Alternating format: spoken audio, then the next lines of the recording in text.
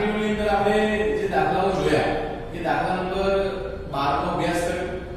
હવે ડાયરેક્ટ આપણે દાખલા નંબર 14 નો અભ્યાસ કરવા જઈ રહ્યા છીએ. તો દાખલા નંબર 14 ની રકમ તમે સ્ક્રીન ઉપર આ રીતે કંઈક જોઈ રહ્યા છો. તો રકમ જુઓ સ્ક્રીન ઉપર. ધર્મ અને કર્મના મૂડીના પ્રમાણમાં એક ભાગીદારી પેઢીનું નફો નુકસાન વહેંચતા ભાગીદારો છે. નીચેના કાચા સરવૈયા પરથી વાર્ષિક હિસાબો તૈયાર કરો. તો કાચું સરવૈયું તમને દેખાઈ રહ્યું છે. ઉપાડ છે, સમૂહનો સ્ટોક, ખરીદી, માલ પરત જમા. આ માલ પરત જમા એટલે શું? તો ઉધાર બાકીમાં હોય તો એ વેચાણ પરત કહેવાય. પછી લેણું એટલે કે દેવાદાર, પગાર, એમની બાજુમાં જો કૌંસમાં મિલકત આપી છે એટલે ગુપ્ત હવાલો કર્યો. યંત્રોનો ઘસારો. હવે મિલકત આપી હોય અને મિલકતનો ઘસારો આપ્યો હોય તો જો હવાલાની અંદર યંત્રમાં ઘસારા વિશે કંઈ કીધું તો આ જૂનો ઘસારો એ મિલકતમાં ઉમેરી દેવાનો અને કંઈ ના કે તો નફા નુકસાનની ઉધાર બાજુ છે લખી શકાય છે. નેક્સ્ટ જોઈએ મકાન, મજૂરી, વીમા પ્રીમિયમ, આપેલ વટાવ, લોન ઉપરનું વ્યાજ. એનો મતલબ કે આપણે કોઈ જગ્યાએથી લોન લીધી હશે તો એનું વ્યાજ આપણે ભર્યું છે. ત્યાર પછી ફર્નિચર, સ્ટેશનરી, જાહેરાત ખર્ચ, રોકડ સિલક અને ચાલુ ખાતું. એનો મતલબ શું થયો? આપણે ચાલુ ખાતા બનાવવા પડશે.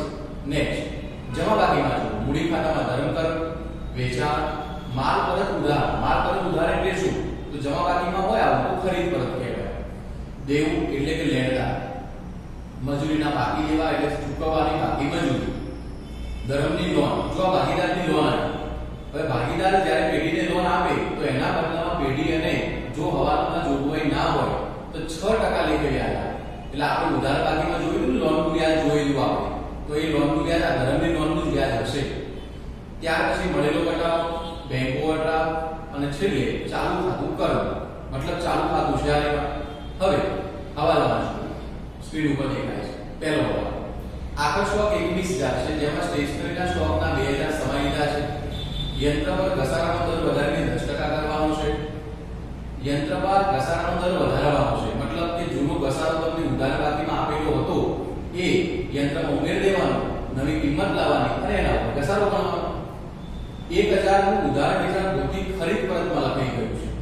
અને છેલ્લે જાહેરાત કરતો 1/4 ભાગ આવતા વર્ષે લઈ જવાનો છે. તો જો મિત્રો આ ચાર હવાલા તો છે. પછી કાચા સરવૈયામાં આપણે પગારની બાજુમાં કંઈક વિગત જોઈએ. 28/2/17 સુધી મતલબ 31 માર્ચ સુધી પગાર ચૂકવવાનો હતો એની જગ્યાએ 28/2 સુધી ચૂકવ્યો. 1 મહિનાનો બાકી રહી ગયો. પછી ધર્મની લોન જોઈએ. આપણે કોઈ ભાગીદાર પેઢીને લોન આપે તો આપણે એને 6% વ્યાજ આપવું પડે જોગવાઈ ના હોય તો એ લોનના વ્યાજને ગુપ્ત હવાલો હોય. તો ટોટલ 6 હવાલા થયા છે. હવે આપણે હવાલાની શરૂઆત કરીએ. સૌથી પહેલો હવાલો છે આખર સ્ટોક. આખર સ્ટોક 21,000 હતો પણ એમાં ભૂલથી સ્ટેશનરીના ખર્ચના 2,000 આવી ગયા છે. તો અહીંયા બે હવાલા સમજો. સ્ટેશનરીનો સ્ટોક 2,000 રૂપિયાનો છે તો સ્ટેશનરીના સ્ટોકની અસર શું થાય? તો કે સ્ટેશનરી ખર્ચમાંથી માઈનસ થાય અને બીજી અસર મિલકત તેના બાજુ અપાય. તો એના માટે તમારે સ્ટેશનરીનો ખર્ચ શોધવા જવું પડે. તો કાચા સરવૈયામાં ઉધાર બાકીમાં જુઓ છેલ્લેથી ચોથી વિગત. સ્ટેશનરી ખર્ચ કેટલા રૂપિયા આપણને આપેલો છે? તો 7,000 રૂપિયા. તો અહીં આપણે એની અસર આપી. તો સૌથી પહેલા સ્ટેશનરી ખર્ચ નફા નુકસાન ખાતાની ઉધાર બાજુ લખાય. સ્ટેશનરી ખર્ચ હું લખી દઉં 7. હવાલામાં સ્ટોક આપ્યો છે 2,000. તો કોઈ પણ ખર્ચાનો સ્ટોક હોય એમાંથી માઈનસ થાય. તો 7,000 માંથી 2,000 માઈનસ કરવો તો ખરેખર સ્ટેશનરી પાસે ખર્ચો થયો 5,000. આની બીજી અસર કોઈ પણ સ્ટોક મિલકત છે તો પાકા સરવૈયામાં નીચેના ભાગમાં જઈ અને લખી દેવાનું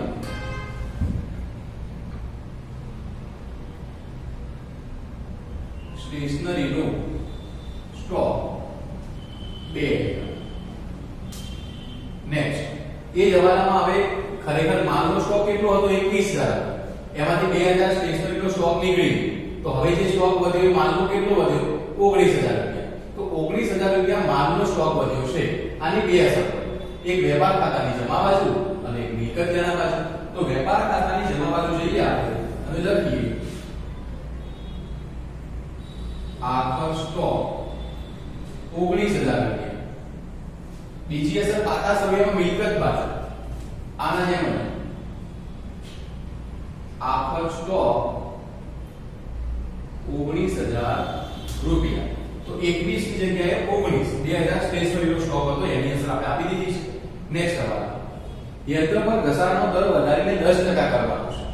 આવું જ્યારે લખીને આવે એનો મતલબ કે યંત્રો પણ આપ્યા હશે ને યંત્રનો જૂનો ઘસારો પણ આપ્યો હશે. તો યંત્રો જો ઉધાર બાકીની અંદર તમને કેટલા રૂપિયા આપેલા છે? 71760. તો એ યંત્રો પહેલા મિલકતમાં જઈને લખી આવો 71760 પ્લસ ઘસારો. આ ઘસારો કયો લખું છું? જૂનું, જે આપણને કાચા સરવૈયામાં આપેલું છે. કેટલું આપેલું છે? 6240. તો એ ઘસારો 6240 અહીંયા લખી નાખો. તો 0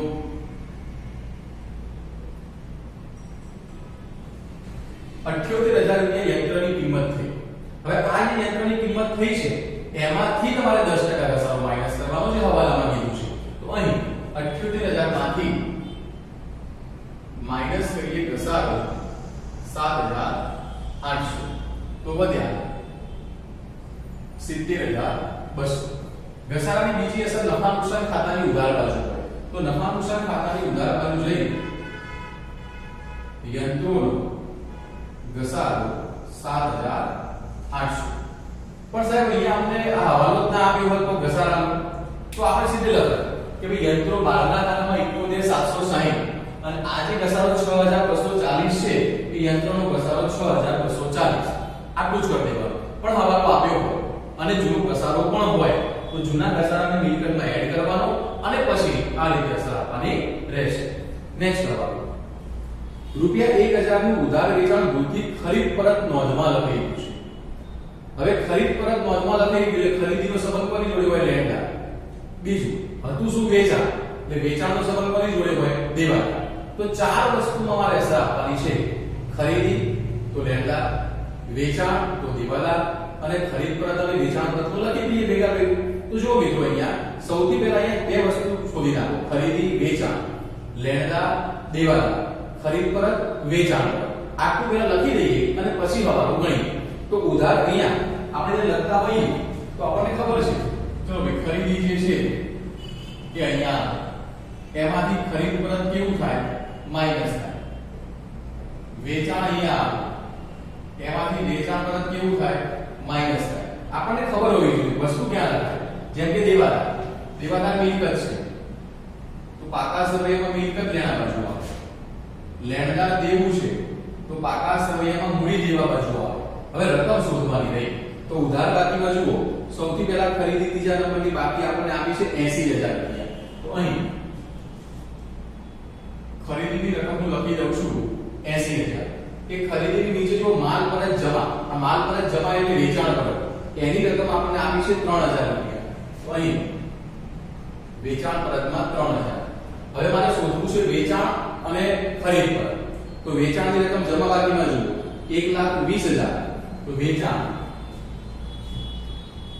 1,20,000.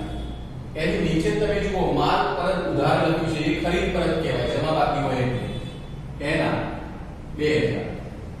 એના પછી મારે શોધવું છે આ ચાર વસ્તુ મળી ગઈ વેપાર ખાતા, લેણદાર અને દેવાદાર. તો મેં કાચું સરવૈયું સમજાવીને બતાવ્યું લેણું અને દેવું લખેલું હશે. તો ઉધાર બાકીમાં જુઓ લેણું, એ લેણાની રકમ તમને આપી છે 3000 રૂપિયા. દેવાદાર તરીકે જે તમને રકમ આપેલી છે એ રકમ તમે અહીંયા જુઓ તો 27400 રૂપિયા લેણું લખ્યું છે. અને સામેની બાજુ દેવું પણ જોઈ લો. સામેની બાજુ દેવું લખીને આવ્યું છે આપણને 79000 રૂપિયા. તો પહેલા દેવાદારની રકમ લખી દઈએ 27400 અને લેણદારની રકમ લખી દઈએ 79000 રૂપિયા. જેમાં હવાલો આપવો છે એની બાકીઓ પહેલા ગોતી લાવવી પડે. એટલે ગોતીને આપણે જે તે જગ્યા ઉપર લખી દીધી ખરીદી, વેચાણ, લેણદાર, દેવાદાર અને આની અંદર હવાલાની અસર આપણે આપી. તો હવે વાત હતી કે ભાઈ ઉધાર વેચાણ ભૂલથી લખવાનું કેવું થઈ ગયું છે? રહી ગયું છે. તો પહેલા વેચાણને લખી દો. વેચાણને લખો એટલે વેચાણમાં પ્લસ કરો અને બીજી અસર દેવાદારમાં પ્લસ કરો. તો અહીં વેચાણની રકમ જો પહેલા આને માઈનસ કરી દઈએ 170 આમાં પ્લસ નહીં નોંધે વેચાણ કેટલા રૂપિયા હતા? 1000. તમે 1000 એડ કરતો તો 1,18,000. વેચાણનો સંબંધ દેવાદાર જોડે તો દેવાદારમાં જાઓ પ્લસ નહીં નોંધે વેચાણ 1000. તો આની રકમ થઈ ગઈ 28,400. હવે હતું શું આ? તો ખરીદ પરત. ખરીદ પરતનું કામ શું હોય? ખરીદીમાંથી માઈનસ થવાનું હોય. હવે ખરીદીમાંથી માઈનસ થવાનું હોય તો મતલબ ખરીદ પરતમાં લખાઈ ગયું છે એટલે ખરીદીમાંથી માઈનસ થઈ ગયું છે, આ ભૂલ થઈ ગઈ છે. હવે ખરીદીમાંથી માઈનસ થયું હોય તો લેણદારમાંથી પણ માઈનસ થયું હોય. તો ખરીદી અને લેણદાર બંનેમાંથી આ વસ્તુ માઈનસ થઈ ગઈ છે, ખોટી થઈ ગઈ છે. માટે એને સુધારવા એ બંનેમાં પ્લસ કરી દો. તો અહીં આપણે એ કરીએ તો 80,000 માંથી 2,000 થાય 78,000 વધ્યા. આની અંદર પ્લસ કરી દો. નહીં નોંધેલ ખરીદ પરત વધ ખરીદ પરત પ્લસ 1,000. તો 78 ને 1 79,000. આનો સંબંધ લેણદાર જોડે પણ હોય તો અહીં ખરીદ પરતના 1,000. જો જગ્યા ઓછી છે તો હું બધું નથી લખતું, ખરેખર એવું લખવાનું હોય ભૂલથી નોંધેલ ખરીદ પરત, આવું લખી શકાય. ભૂલથી નોંધેલ વેચાણ જે હતું એ ખરીદ પરતમાં લખાઈ ગયું. ચલો નેક્સ્ટ. જાહેરાત ખર્ચનો 1/4 ભાગ આવતા વર્ષે લઈ જવાનો છે. 1/4 ભાગ આવતા વર્ષે લઈ જવાનો છે એટલે ધારો કે ચોથો ભાગ છે ને એ અગાઉથી ચૂકવેલ હોય. તો જાહેરાત ખર્ચની રકમ તમે જુઓ છેલ્લેથી બીજી બાજુમાં 36,000 આપેલી છે. એ ખર્ચો કહેવાય. એટલે પહેલા તો એને નફા નુકસાન ખાતાની ઉધાર બાજુ લખી દો. હવે આનો 1/4 ભાગ 36,000 ગુણ્યા 1/4 9,000. આ 9,000 રૂપિયા અગાઉથી ચૂકવેલ કહેવાય. માટે અગાઉથી જો ચૂકવવાનું બાકી હોય તો પ્લસ થાય, અગાઉથી ચૂકવેલ હોય તો માઈનસ થાય. માઈનસ અગાઉથી ચૂકવેલ 9,000. તો અહીંયા વધ્યા 27,000. બીજી અસર ચકેડામાં ચૂકવવાનું બાકી હોય તો અહીંયા આવે, અગાઉથી ચૂકવેલ હોય તો અહીંયા આવે. તો અગાઉથી ચૂકવેલ જાહેરાત ખર્ચ કેટલા રૂપિયા થઈ ગયો? 9,000 રૂપિયા થઈ ગયો.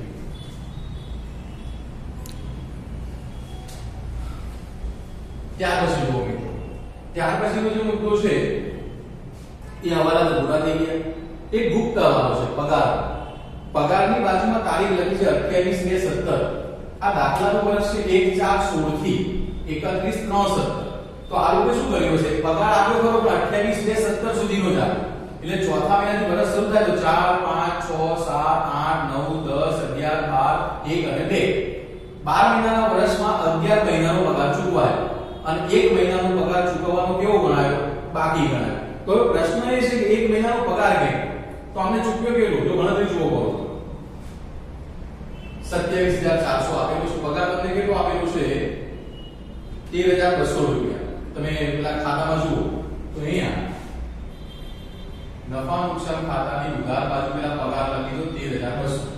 હવે તે ગણતરી છે કે પગારની 13,200 રૂપિયા આપ્યો છે 11 મહિનાનો ગણાય, 1 મહિનાનો બાકી ગણાય કે માર્ચ મહિના સુધી પગાર ચૂકવવો જોઈએ. તો 1 મહિનાનો કેટલો થાય? તો સ્ક્રીન ઉપર ગણતરી છે 13,200 ભાગ્યા 11 એટલે રકમ આવી 1200 રૂપિયા. આ 1200 રૂપિયા 1 મહિનાનો બાકી. તો અહીં પગારમાં જઈ ચૂકવવાનો બાકી 1200 એટલે ટોટલ થઈ જશે 14,400. અને ચૂકવવાનું બાકી દેવું ગણાય. દેવું મૂડી દેવા બાજુ આવે. ચૂકવવાનો બાકી પગાર 1200. આ રીતે પગાર. પછી ધરમની લોન એક ઉક્તાવાનો છે. તો જમા બાકીમાં જુઓ ધરમની લોન જે છે એ 30,000 રૂપિયાની તમને લોન અહીંયા ધરમની આપેલી છે. તો અહીં પાકા સરવૈયામાં મૂડી દેવા બાજુ ધરમની લોન 30,000 બતાવી દો. ચલો લોન બતાવી દીધી. હવે આ લોન ઉપર તમારે શું આપવું પડે? વ્યાજ આપવું પડે. તો ગણતરી જુઓ સ્ક્રીન ઉપર કે કોઈ ભાગીદાર પેઢીને લોન આપે તો એના ઉપર 6% વ્યાજ ગણાય. તો 30,000 ગુણ્યા 6% 1,800 રૂપિયા વ્યાજ થાય. હવે 1,800 રૂપિયા બધું જ ખર્ચ કહેવાય, પણ તમે ઉધાર બાકીમાં એક વસ્તુ જુઓ, તમને લોનનું વ્યાજ આપેલું છે. ઉધાર બાકીમાં લોનનું વ્યાજ એ તમને 1200 રૂપિયા આપેલું જ છે. મતલબ કે તમે લોનનું વ્યાજ 1200 રૂપિયા ચૂકવી દીધેલું છે. અહીં જો હું ખર્ચ તરીકે બતાવું, લોનનું વ્યાજ 1200 આ કાચા સરવૈયામાં છે. તમે ગણતરી હાલ કેટલી કરી? 1,800 માંથી 1200 ચૂકવાઈ ગયું છે. તો તમારું બાકી કેટલું રહ્યું? ખાલી 600 રૂપિયા બાકી રહ્યું ને.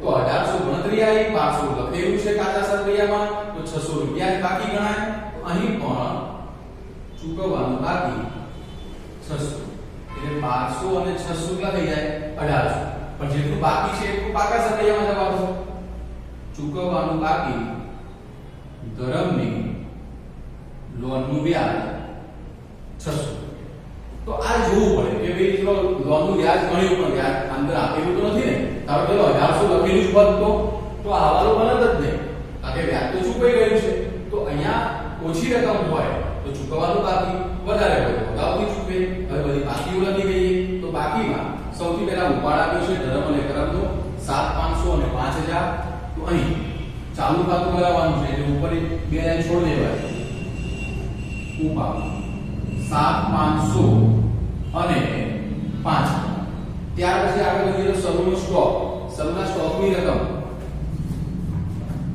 શરૂના સ્ટોકની રકમ આપણને આપી છે 15000 એ વેપાર ખાતામાં લખાય તો અહીં શરૂઆતનો સ્ટોક 15000 ત્યાર પછી આપ્યું છે માલ પર ખરીદી અને માલ પર જમા ખરીદી અને માલ પર જમા બંને લખી ચૂક્યા છે ત્યાર પછી લેણું લખી દીધું છે ત્યાર પછી પગાર લખી દીધો છે ત્યાર પછી યંત્રો ત્યાં લખી દીધા છે યંત્રનો ઘસારો એ પણ લખી દીધો છે ત્યારબાદ મકાન મિલકત કહેવાય કેટલા રૂપિયાનું મકાન છે તો 80000 આગળ વધીએ તો મજૂરી વેપાર ખાતામાં લખાય તેવો ખર્ચો છે માટે વેપાર ખાતાની ઉધાર બાજુ જઈ અને મજૂરીની રકમ 1600 ત્યાર પછી વીમા પ્રીમિયમ એ ખર્ચો ગણાય તો વીમા પ્રીમિયમની રકમ આપણને આપી છે 1800 ત્યાર પછી આપણને આપ્યું છે આપેલો વટાવ એ ખર્ચો કહેવાય તો આપેલા વટાવની રકમ છે 3200 ત્યાર પછી આપણને લોનનું વ્યાજ આપણે લખી દીધું છે ત્યાર પછી આપણને આપ્યું છે એને ફર્નિચર એ મિલકત કહેવાય તો પાકા સરવૈયામાં મિલકત બાજુ જઈ અને ફર્નિચરની રકમ 87000 રૂપિયા ત્યાર પછી આપણને આપ્યું છે એને સ્ટેશનરી ખર્ચ જે લખી દીધો છે ત્યાર પછી આપ્યું જાહેરાત ખર્ચ લખી દીધો છે ત્યાર પછી રોકડ સિલ્લર એ મિલકત કહેવાય એને બાકી છે તો રોકડ સિલ્લર 51200 રૂપિયા દેવાદારોની રકમ બહાર કાઢી દઈએ 28400 ત્યાર પછી આપણે આગળ જુઓ તો ચાલુ ખાતું ધરમ ચાલુ ખાતું બાકી કેવી છે ઉધાર છે એટલે ઉધાર બાજુ જઈ અને એની રકમ અહીં 17000 અહીંયા ના જમા બાકી છે મૂડી ધરમ અને કરમ એક 40 અને એક 20 તો અહીં મૂડી એક 40 અને એક 20 2,60,000 આગળ વધીએ વેચાણ લખી દીધું છે ત્યાર પછી માલ પર ઉધાર એ પણ લખી દીધું છે ત્યારબાદ દેવું એટલે લેણદાર એ પણ લખી દીધા છે ત્યારબાદ મજૂરીના બાકી દેવા એટલે કે ચૂકવવાની બાકી મજૂરી એ હવાલો ના ગણાય એ ખાલી બાકી જ છે એને હવાલો ના સમજી લેતા એ એક જ અસર આપે સીધું પાકા સરવૈયા તો મજૂરીના બાકી દેવાની રકમ છે 700 રૂપિયા ત્યાર પછી ધરમની નોંધ આપણે લખી દીધી છે ત્યાર પછી મળેલો વટાવ ઉપજ કહેવાય તો અહીં મળેલ વટાવ એની રકમ આપણને આપી છે 6600 રૂપિયા ત્યાર પછી બેંક ઓવરડ્રાફ્ટ એ દેવું કહેવાય એને મૂડી દેવા બાજુ લઈ જાઓ તો બેંક ઓવરડ્રાફ્ટ 2800 રૂપિયા અને ત્યારબાદ ચાલુ ખાતું કર્મ 14000 રૂપિયા જમા બાજુ છે તો આપણે જમા બાજુ ચાલુ ખાતું કર્મ એના 14000 રૂપિયા તો આ રીતે વિદ્યાર્થી મિત્રો બધી અસર આપણે આપવાની હતી હવે વેપાર ખાતું બંધ કરીએ તો અહીં ટોટલ કરીએ 137 એમાંથી આ 1 2 અને આ 3 રકમો માઈનસ કરો એટલે આપણી પાસે નફો વધશે 41400 કાચો નફો આ કાચો નફો આપણે નફા નુકસાન ખાતાની જમા બાજુ લઈ લઈએ કાચો નફો 41400 એમાં 6600 રૂપિયા આપણે એડ કરી દઈએ તો જે ટોટલ આવે છે એ અને આ 50 આ જે ટોટલ કરી આપણે ઉધાર બાજુના તો મને એવું લાગે છે કે ઉધાર બાજુનો સરવાળો વધી જશે તો ઉધાર બાજુનું ટોટલ થઈ ગયું 61000 રૂપિયા આ એક ચેક કરવું પડે અને તમે પણ જ્યારે વાર્ષિક હિસાબોના ખાતા બંધ કરો ત્યારે પેન્સિલ થી બંધ કરવાના, બધા જવાબ પેન્સિલ થી લખવાના, પછી ઓકે થઈ જાય ને પછી એને પેન થી કરવાનું. હવે 61,000 માંથી આ બંને રકમ આપણે માઈનસ કરીએ તો ખોટ આવી 13,000 રૂપિયા. તો આને કહેવાય ચોખ્ખી ખોટ. આ ચોખ્ખી ખોટ ઉધાર બાજુ છે ફાળવણી ખાતાની. તો અહીંયા 13,000, અહીંયા 13,000, અહીંયા 13,000, અહીંયા ખૂટ્યા એ પણ 13,000. તો વહેંચણી પાત્ર ખોટ ધર્મ અને કર્મ. હવે આને કેવા પ્રમાણમાં વહેંચવાનું છે? તો દાખલા હેડિંગમાં તમને કીધું હતું કે ધર્મ અને કર્મ મૂડીના પ્રમાણમાં નફો નુકસાન વહેંચતા ભાગીદાર છે. હવે ગણતરી જુઓ બોર્ડ ઉપર કે મૂડીના પ્રમાણમાં નફો નુકસાન કેવી રીતે વહેંચી શકાય? તો મૂડી એક 40 અને એક 20 છે. મીંડા કાઢી નાખ્યા, 14 અને 12 વધ્યા. બંનેમાંથી હજુ કેટલા કોમન નીકળે એવા છે? તો 2 કોમન નીકળે એવા છે. તો 7 અને 6 વધ્યા. મતલબ 7:6 નું પ્રમાણ થયું. તો આ 7:6 નું પ્રમાણ એ મૂડીનું પ્રમાણ અને નફા નુકસાનનું પ્રમાણ બનાવે. તો આપણે 13,000 ના બાદ 7,000 અને 6,000 ખોટ છે એ ક્રોસમાં આવશે. તો અહીં વહેંચણી પાત્ર ખોટ 7,000 અને 6,000. હવે આનું ઉધાર બાજુનું ટોટલ વધારે થાય છે. 17 ને 7 24, 24 ને 7 31,500. આ 31,500 અહીંયા, 31,500 અહીંયા. તો ખૂટતી રકમ 31,500 અહીંયા. આ બાકી આગળ લઈ ગયા. આનું 14,000 છે જ્યારે અહીંયા 11 થાય છે. તો આ 14,000, અહીંયા પણ 14,000. એમાંથી 6 અને 5 11,000 જાય તો 3,000. આ બાકી આગળ લઈ ગયા. હવે ક્યાં લખાય? તો આ જે છે એ મૂડી દેવા બાજુ લખાય, પણ આ જે છે મિલકત લેણા બાજુ. તો મૂડી દેવા બાજુ કર્મની બાકી આવે તો અહીં ચાલુ ખાતા કર્મ એની રકમ આવી 3,000. તો અહીં ચાલુ ખાતા ધર્મ એની રકમ આવી 31,500. તો એને 31,500 અહીંયા લખાય. ટોટલ મારી તો બંને બાજુ તો બંને બાજુ ટોટલ થઈ જશે 3,78,300.